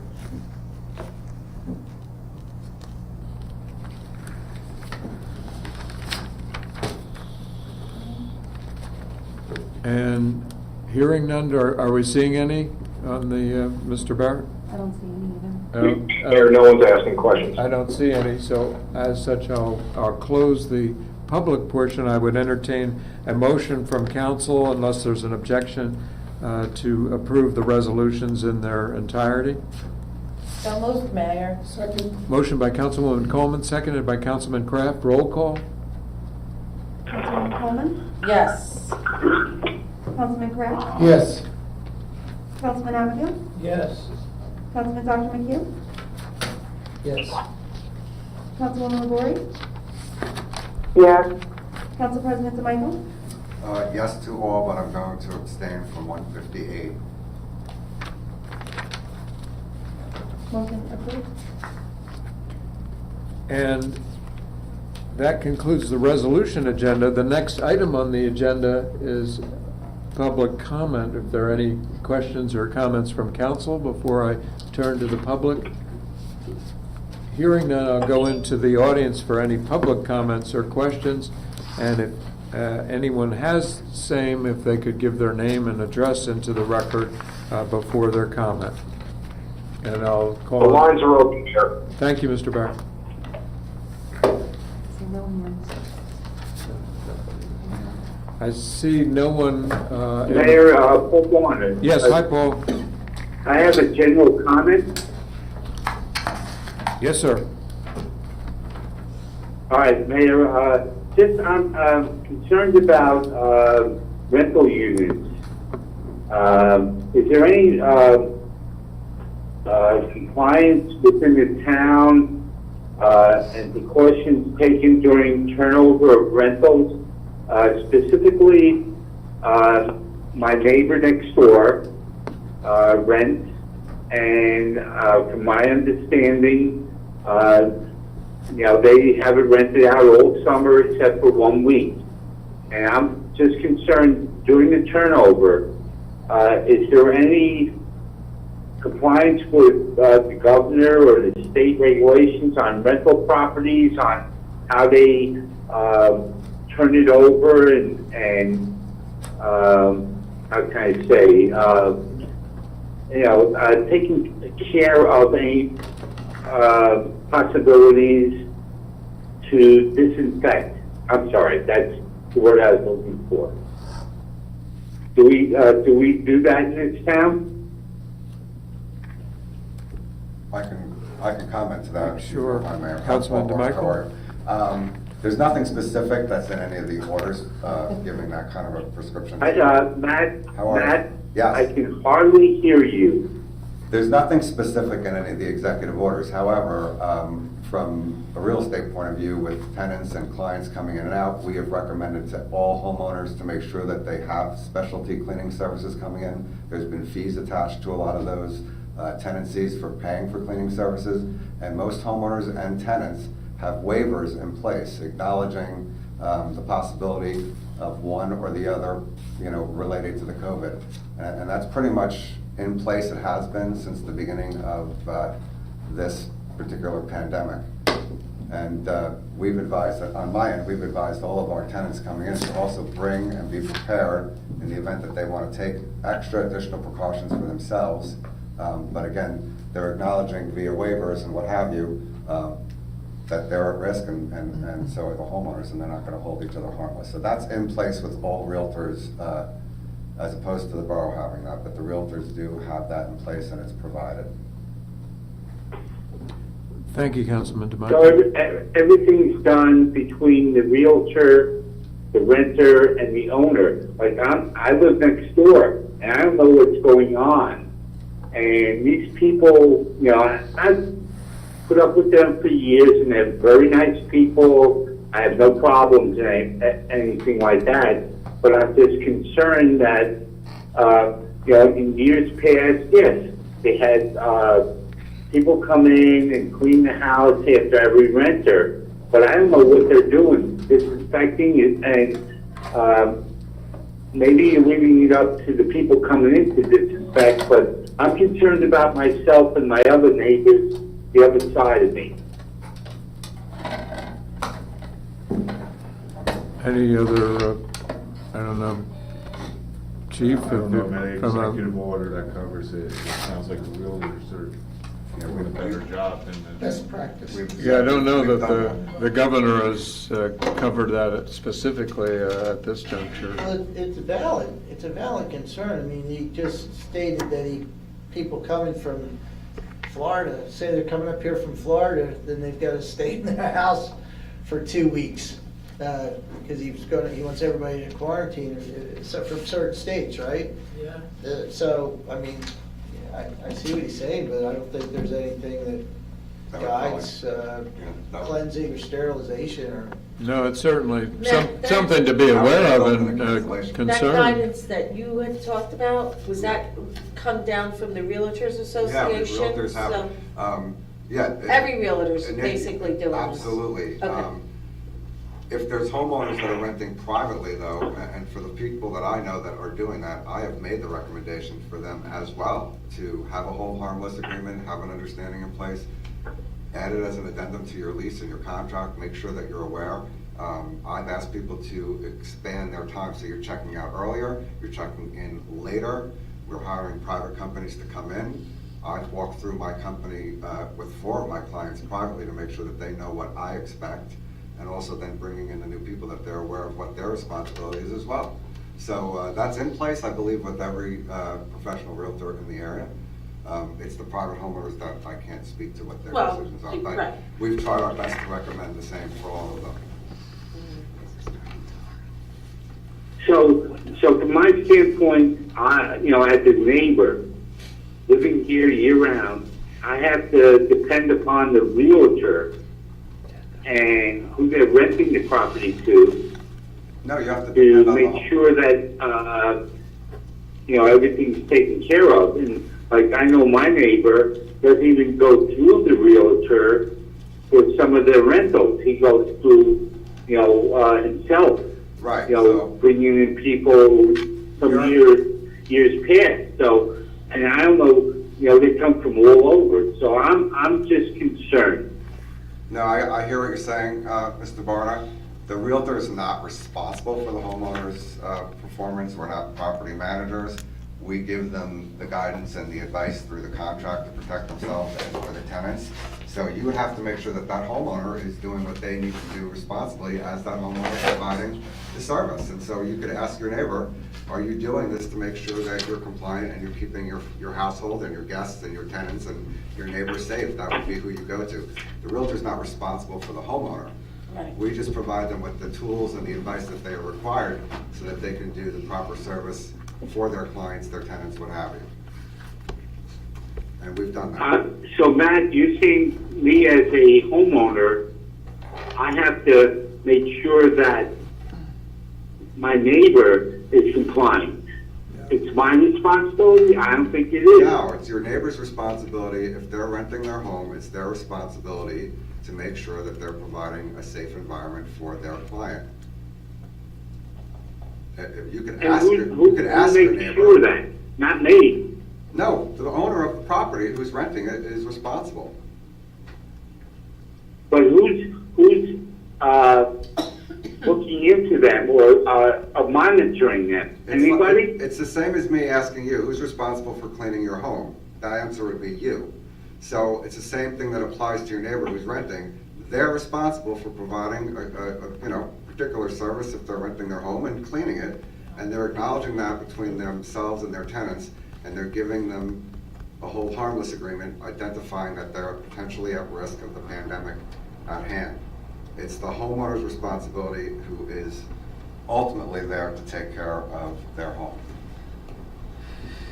Has anything been done this year with the rental permits, or I'm looking for the right word, but whatever, that they're complying with something for this virus? They get the right to rent their property, but now with all this going on, is there anything that was added on to it that says, hey, you guys as renters have to make sure that you're disinfecting or whatever, making sure? Has anything been put into process there? In the rental permit, I'm not aware of. No. I mean, the governor's order trumps everything. No. It trumps all of our decision-making. Yeah, no. Everybody must comply. Well, the governor's order trumps everything, but I'm just saying, just to cover CYA, the old CYA, for the town and everything, and for the people here. Nothing's been done, and everybody's been doing just for based upon the governor and everything. Is that correct? Yes. And if you recall earlier on. Okay. Okay.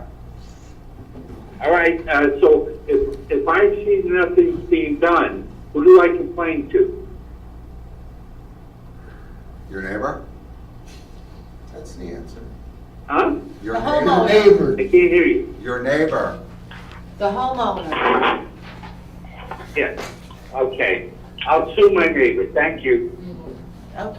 Any other public questions or comments? Seeing There's none. no one else, Mayor, you can proceed. Thank you, Mr. Barrett. Seeing none, then I will close the public comment portion. And I just wanted to make one announcement, because I didn't do so earlier, make sure everyone is aware that as of tomorrow, our farmers market is returned here in Seaside Park from 10 a.m. to 3. So they're back on the lawn at the marina and observing social distancing, and the spacing of the booths will be apart accordingly. And we certainly thank Joe Todd and all the council members that worked hard on bringing this to reality, and Sandy Martin as well, and everyone. So I thank them.